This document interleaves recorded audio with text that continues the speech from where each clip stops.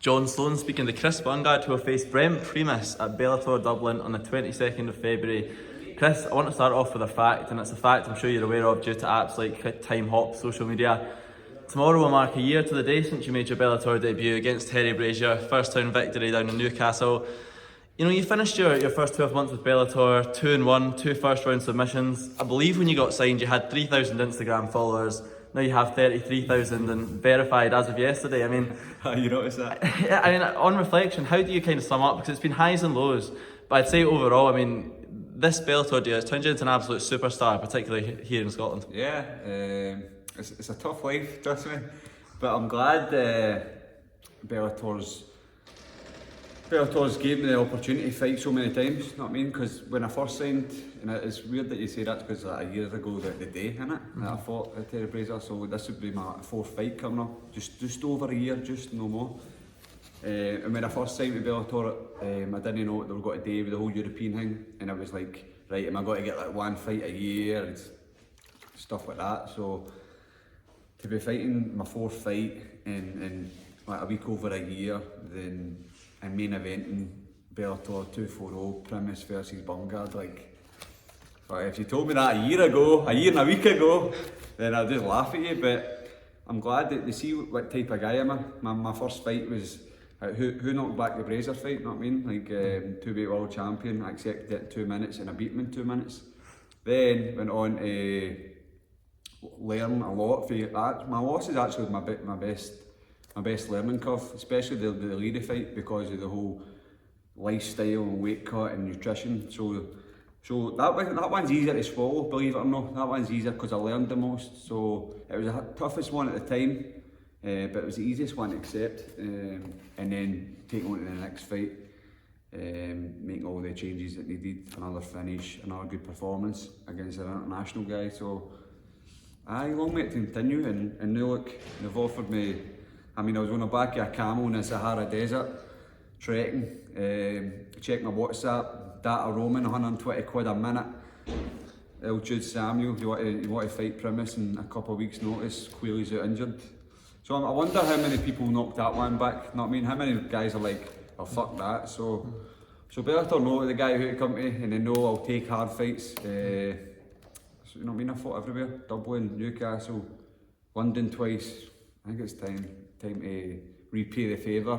I'm sick of all my people going everywhere, so let them go down the road and let's do a Scotland card. I mean, we talked about that. I mean, you know, you were in Chelsea when you got the call. Was there any kind of hesitation on whether you were going to take that fight? And the only reason I say that, you know, is because I remember when Michael Bisping talked about taking the fight with Rockhold in 3 weeks' notice. You know, he was delighted with the opportunity, but frustrated that opportunity came at that time with so little time to kind of prepare specifically for Luke. And obviously it worked to his benefit, but was there any kind of thing, you know, this is kind of classic my luck, you know, the classic Scottish thing, I get this opportunity, but I'm on holiday and it's in 3 weeks? Yeah, of course. Definitely. Like I say to Jude, let me talk to Brian, I'm in Tunisia. Brian's answer was, why wouldn't we? So that's good enough for me. You never know what's around the corner in your career. I mean, I get severely injured today, tomorrow, and you could do it forever. I could lose my next fight and you'll never get a headline spot in Bellator ever. So it's these things you need to jump at. I would have liked to known a few weeks earlier. I'd have liked to have been fitter. December I wasn't in the gym at all. I lost my grandfather, as a lot of people know, and so I took December off and I was going to hit the ground running in January. Had a wee niggle with my knee, I was out for a bit, and I just started getting back into swing things before I went on holiday. Then I found out the news, I'm in Tunisia where it's like Baghdad. There wasn't a gym in sight, there weren't even any roads I could run on, it was legit the dodgiest place I've ever been in my life. And I've walked the streets of like Sao Paulo and Compton, fucking Bangkok and Hollytown. But fucking Tunisia, deep south of Tunisia, wow man. So they went to train, then I was going to Poland, I could only run, I was limited. So realistically, 2 weeks of train, realistically, a week I'm on Dublin weight cutting, realistically you're talking a week and a half of solid training, so But I still said yes, we'll still be prepared, we'll still be ready to take it to him and look at ways of winning the fight, simple as that. I mean, you briefly touched on it there. It's kind of an emotional subject. Everyone obviously knows about your granddad and how close you are. You know, whether it's a casual fan that follows you on social media or a Holy Town diehard, everyone, whether it be with documentary, social media, your post-fight interviews, everyone knows about John Bungard and how important it was to you. I mean, personally, how tough have the last 2 months been for you? Because dare I say, this was the person that you love more than anyone. I mean, it wasn't just your grandfather. This was a man you absolutely idolised from a young age. Yeah, everything you just said was true there. The first month was tough, the toughest. Yeah, even the day, like I was in his house today and stuff like that, dealing with his house and his car and that, and just it still doesn't feel right when he's not there. Obviously, after training, after a hard session a day, I've been in the shower, then I'll be like, right to my papa's, or go and watch a fit with my papa, and now I can't do that now. It is, but it's just as he says, he said it himself. You know, my life goes on. So in a way, man, I can always look to him, and like, for this main event spot, like he would be pushing me on, probably tell me to 12, probably maybe to tell me to take him up. Like, think you're ready for it? How's your weight? All that shit. But so you never know how this fight's going, man. If I'm in the trenches, man, I just think about him, man. We'll just soldier on, you know what I mean? Am I right in saying it was quite a sudden death? I mean, when you were on social media, I mean, I believe he was cooking you dinner 2 weeks before. Yeah, man, yeah. Like he helps take my wee sister to work and stuff like that, and he was doing something with my brother, and like he's always on time, always picks him up, and basically he didn't show up, so my mum just went across the road. She stays across the road from him, and he was sleeping on the couch and he passed away in his sleep. So it is the good thing about it is he didn't suffer too much. He died in his sleep. So yeah, so he was 74, but the guy was maverick. So I'll dedicate this, hopefully this victory to him, but definitely this fight to him, just alone. I mean, you mentioned it there, you know, we can see that in the documentary. He was the guy that was kind of quite good at giving you reality checks at certain times in your life. But the assumption I get from him and his character, that he was also very much a seize the moment, you know, live in the moment kind of person. Yeah. Would he be happy that you were taking this kind of opportunity? Oh, definitely. Yeah. Definitely. He was the only one I would really listen to. Like, everybody could tell me what they want, but I would be maybe do it my own way. But if he said something, I would do it right away. Anything, no matter what it was in life, I would do it anyway. He'd keep me in check anyway. But I think he would ask me if I really wanted it and if I was ready. And if I says aye, then he'd be, as he says in the documentary, he would back me to the hilt. So aye, I'm looking forward to showing him. You're a big guy, you know, that's no secret to anyone. You know, standing in front of me now, that's the first thing I said to you when I walk in was, you look quite big. And I want to talk about the Charlie Leary loss. You know, you said you learnt a lot from that, and a lot of it was down to the weight cut. You know, you had a problematic weight cut, and that's what led to you in the cage just looking flat. No, I mean, it looked like you were operating at 30-40% in there, if that. And you know, Paul Craig and Brian Gallagher came out afterwards and said they've never seen anyone go through so much in the space of 24 hours. Yeah. Is there any worries that the same thing could happen here? I mean, is there any worries that perhaps you haven't learned from that loss taking this fight? Or because I'm assuming now in generally you're walking about a lot lower in and out of camp. Yeah, I would usually walk about 84 kilo. But because I took north of 70. Because I took this fight short notice. Obviously I started, as soon as I knew I started dieting, I spoke to my nutritionist, Dean Kirk, who done wonders for me in my last camp. So I was like, this is what we're playing with. A couple of weeks, this is my weight is, he sent me the diet through what I'm eating and stuff like that. So it's gradually coming down. Like I've made weight for 82 before 81. I mean, that's 82, that 12 kilo in like maybe 48 hours is, I don't know anybody that could do it really. Like, the Leary fight was, like I'd admitted defeat at one point, and I've never done that in my weight cut ever, and that's how bad I was, and we still soldiered on and got it.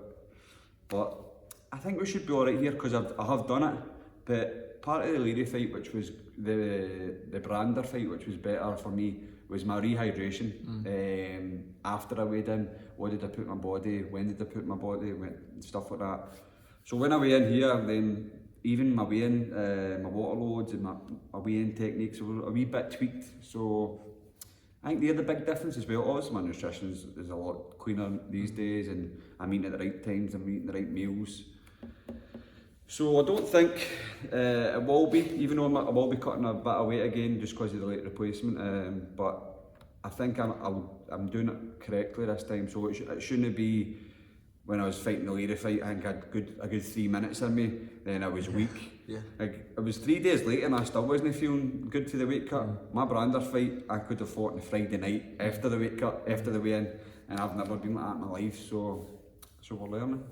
33 fights in, we're learning. To quote you in our last interview, you said, you know, I'm working hard when I'm posting topless photographs, and I hadn't seen one until yesterday. I mean, is that just a sign of how good you're feeling physically? No, that is not. That is a sign of everybody else taking their shirt off. So I had to be peer pressured into taking it off because I was a man in the middle. But no, it's just, I should really be doing it, but just because I took the fight late notice, I'm a wee bit heavier than I should, and I've been monitoring like my recovery and my heart and stuff like that. So that's only how I took the t-shirt off. That probably won't happen until I'll be in there. You know, Brent Primus, I was going to ask you about holes in his game. There are very little, you know. He's good everywhere, and it's struggle to see, you know, even in his fight that he's lost, you know, against Michael Chandler.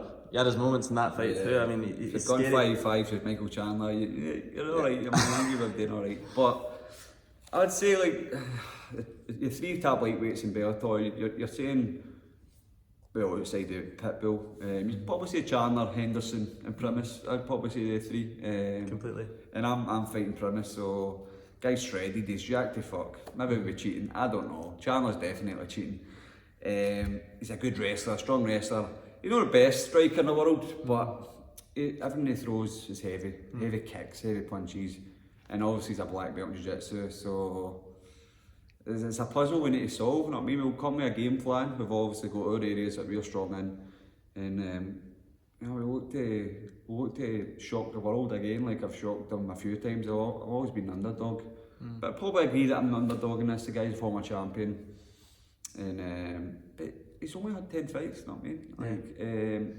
Like, we watched the Santos fight where he clearly lost every round and he got the split decision. So that's Santos a beast and all, but that was a loss. He won the title with like a freak injury as well, so he's beatable. He's definitely beatable. Absolutely. Like, everybody's beatable in the day, and it's a fucking mad sport we're in. Everybody is beatable in the day, so I'm going to take it to him. Hopefully the Dublin will be on my crowd. Walk out with the old Celtic tap on, the tunes blaring, so we'll get the crowd on our side. He's travelling over to California.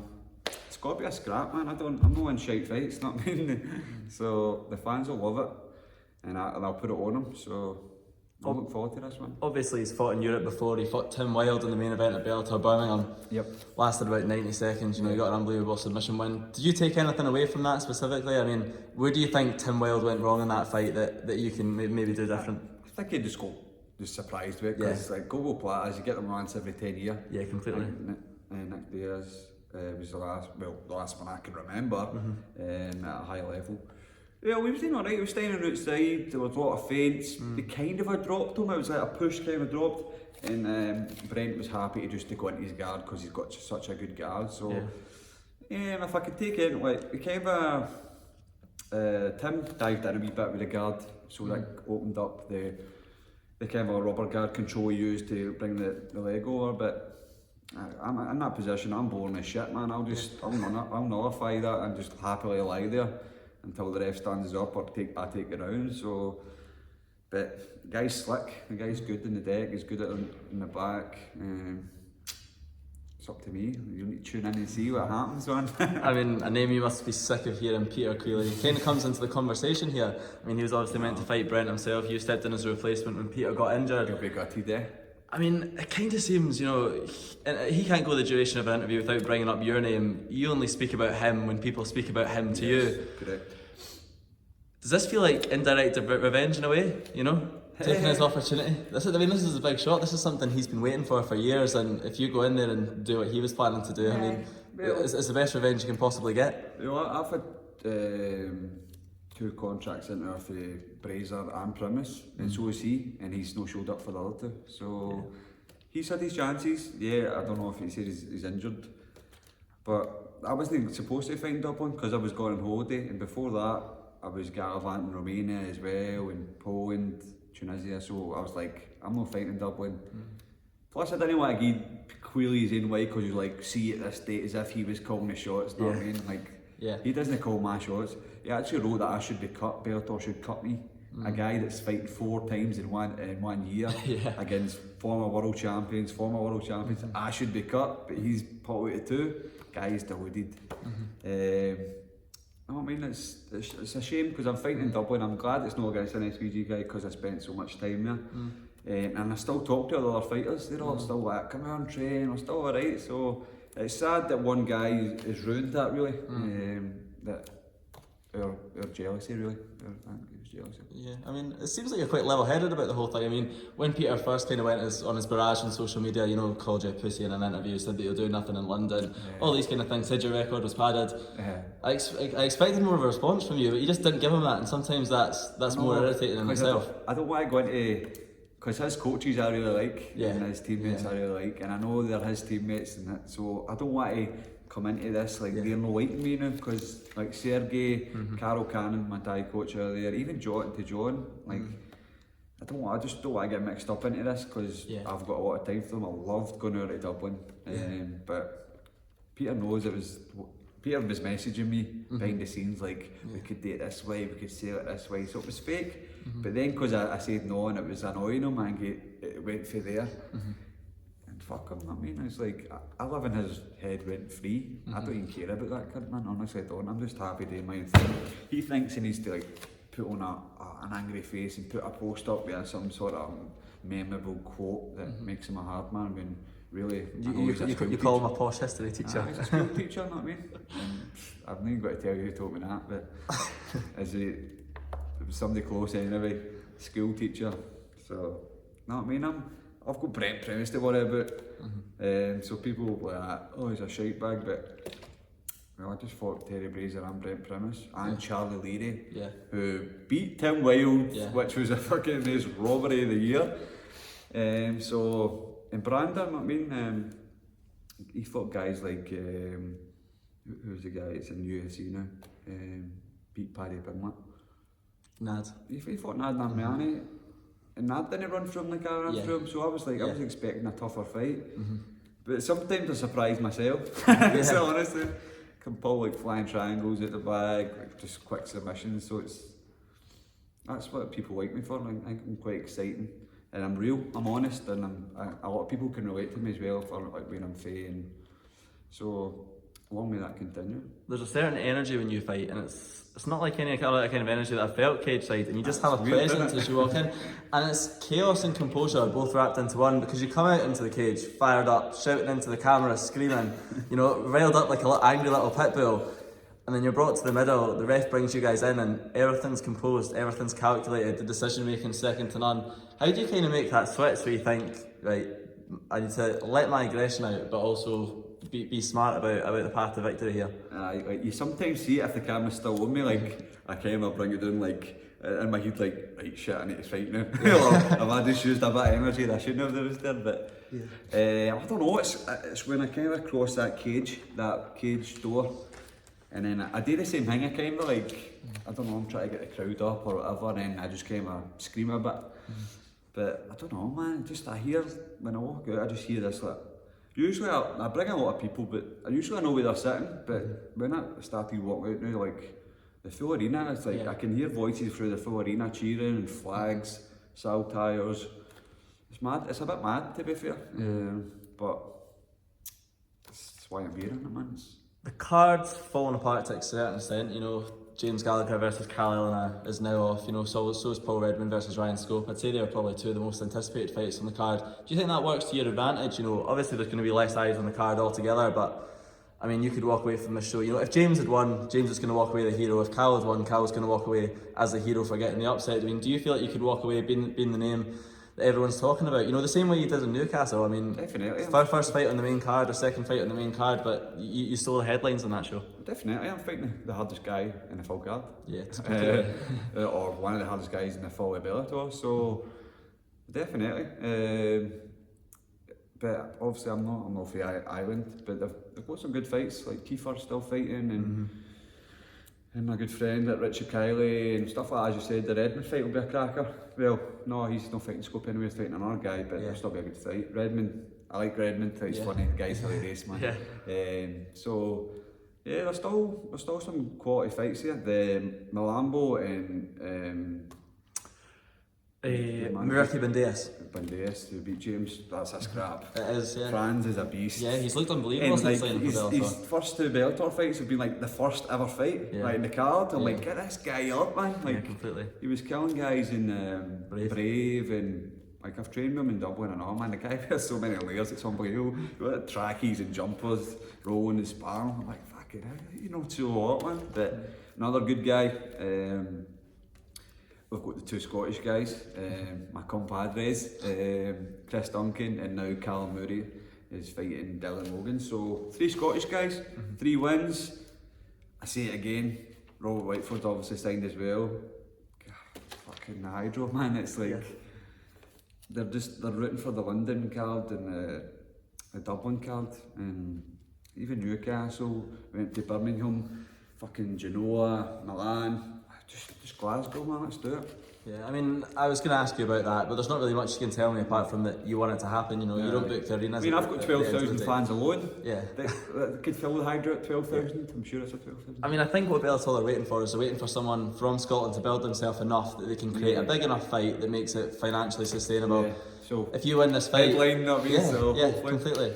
I mean, do you see this as a chance to kind of prove yourself to the American audience as well? You know, a lot of Brent's fans are going to be watching this, and this is something. And it sometimes feels like in Bellator there's 2 tiers. You know, there's a European tier and there's an American tier, and the two don't really overlap. But this is a chance for you to kind of prove yourself to both markets. Definitely, and I think a lot of people think they're like superhuman. These Americans, when you get in there, like just a normal guy. You know what I mean? Like, but I do want to feel that elite level, like maybe grappling or power, strength against the cage. I want to feel these guys, like how good are these guys? Obviously I sparred with some of the best guys in the world and felt how good they are. I'm like, just normal guys, not me. So, but obviously all these American guys are all, the guys getting fed a bum and all, you know how the guys are like, uneducated. So that's how you make new fans. But I've trained in his gym. I travelled to America last year. And I stopped in at Portland, Oregon, and I trained at Brent's gym. Portland top team, maybe. It changed. But he wasn't in that day. I'd done wrestling with like, what do you call him? Paige Van Zant's husband. He took it, so I felt their level were there as well. I've trained in Stockton, Nate Diaz's gym. I've trained everywhere. ESBG, obviously, we're training here with Paul, fights at a high level. So I felt the highs. So I was gonna ask you, you know, going into a fight against a former world title holder, do you think your time with Paul, you know, travelling the world with him has helped? You know, obviously fighting Shogun in Brazil, experiences like that. I mean, although you're not fighting, you still need to build yourself up to that moment. Do you think that'll help you with your composure on the night? No, to be honest, I think I'll feed off it. I like the energy. I like the bigger occasion I rise to. I like the walkout. I like the bigger crowds. I don't know if it's got to be sold out now because of the way the cards went, but it'll still be a good crowd in there. Well, from what I heard, it was 84% sold out before James was pulled from the cards. There you go, I mean. You never know, Conor maybe show up, maybe get a bit of energy in the arena. No, but I live off that, I strive off that. Even at football, like the energy at football, 60,000, 50,000, like the atmosphere is that if I was a footballer, I would want to play in every single week. And it's no different from fighting, like the bigger the better. Can I ask you about your interaction with Chael Sonnen in London? You said 6 years ago, before you met him back in June before the lady fight, he gave you a piece of advice. And he saw you when he was calling the fights in London and remember that piece of advice. What was that? He says, what was it? And where did you initially first meet him? I met him in Manchester, and he says, it was before the week before my professional debut, and I was just basically saying, I'm fighting my pro debut next week, and he's just like the usual. Keep your chin down and your hands up, brother, or something like that. And then he went on to say an army thing or something like that. But then when I met him in London, he's like, I remember then he quoted what he said to me. I was like, either he says that to everybody, or he actually did remember. But Aye, that sucked that the result that day didn't go my way, and he didn't get to see me get a victory or get a good performance. But aye, that was cool because growing up I used to watch Chael, like he's grinding and he's wrestling, and I loved it. Like, before fights I'd watch some of his fights, just see style. But I was a big Sun fan back in the day. Can I ask you about some headlines that emerged recently via the Sun? You know, you've been quite public about your views on that newspaper, that rag. So there was an amateur game of football. I mean, can we start there? You can probably tell me less. Someone perhaps made a comment, something to do with your grandfather, and in anger you wrote a social media post. So I play for an amateur football team called Bungard. We were just playing up the road there in Coatbridge, Scottish Cup game, quarter final. And we're playing a team for Kilmarnock, man. Just basically everybody brings a support, big boss, Scottish Cup day, everybody's drinking, blah blah blah.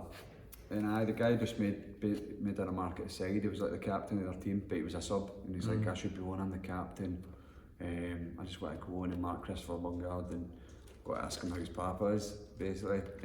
Didn't know the person that I hold very dearly was standing to the right hand side of him, like in their crowd.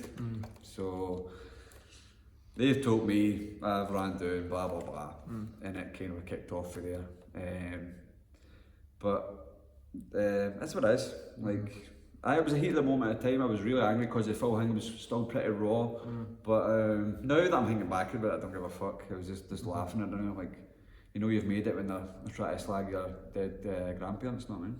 Does that perhaps remind you about how big a profile you have now? You know, 5 years ago you could have written out that tweet and no one would have batted an eyelid. No. Before you know you're having to take it down, and the Sun are writing headlines about I was a it. schoolboy era for me. Like, I love and learn. I think I need my good friend Kieran who says I need a PR guy, because some of the shit I write is awful and pretty dangerous. So like the police got involved and stuff like that. Kilmarnock police. So I probably shouldn't have sent that tweet out, but I was still a wee bit raised that, like, say I'm a shite football player, say I'm a shite fighter, but why would you bring in my papa who's just passed away like several weeks ago? So I was a bit low, man, but like you see people saying it to like people like Scott Brown, some of the Rangers players and stuff like that, and I get it, like people do that support Celtic and Rangers, they're drunk, and even though this guy wasn't drunk, people say it in front of their crowds to be funny and be outspoken, but it was just a bit raw because it was about me and my papa, and I didn't take it too well. But his teammates were all apologised for him and stuff like that to me, and so we move on. I'm sure he got a fair fright anyway. Because I said Kilmarnock's a small place. Yeah. And it was a small place. Yeah, I mean, I'd be locking myself in the bathroom if that was me. But you know, you said about there, you know, someone's always telling you need a PR guy, but I feel like some of the reason that people identify with you so much is because you're so natural. You have a character, but it's not forced, it's not put on, and you're completely uncensored. Do you ever worry about that you might have to dim down certain aspects of your personality as you get bigger because of, you know, the controversial reaction they could cause? Yeah, because I was putting posts up as well after like my BBC documentary was out, or just before it was out. And I think the BBC emailed me to basically saying, was it slander? No, it couldn't have been. I can't remember what it says. But they're like, you need to kind of touch that down a bit, and I kind of was like, listen, I'll fucking write what I want. Like, you know what I mean? You don't owe me. So stuff like that, but like people can get offended with everything these days, and some people can make fucking saying boy could be racist and stuff like that. Like when it was the whole Mario thing.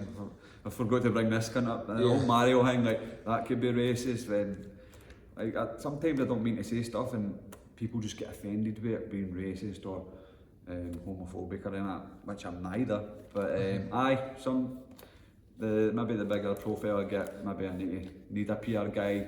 Like, can I say this? No, don't say that. Like, okay. There could be more stuff I'm doing with other TV channels, you know. So maybe the BBC, maybe it's in a pipeline. You'll find it soon. So, you know, 2 weeks today, you'd be getting ready to walk out in front of an almost sold out 3 Arena. How are you feeling in that moment, and what's your prediction for how that's going to go down? I'll be definitely trying to feed off the crowd with energy. I don't know, just just try to stick to the game plan. I would like to be a wee bit fitter, obviously. Not I mean, I've took it in a couple of weeks' notice. I would like, especially for Brent, man, I would love a 10-week camp. I think I've been crazy shape, crazy focused.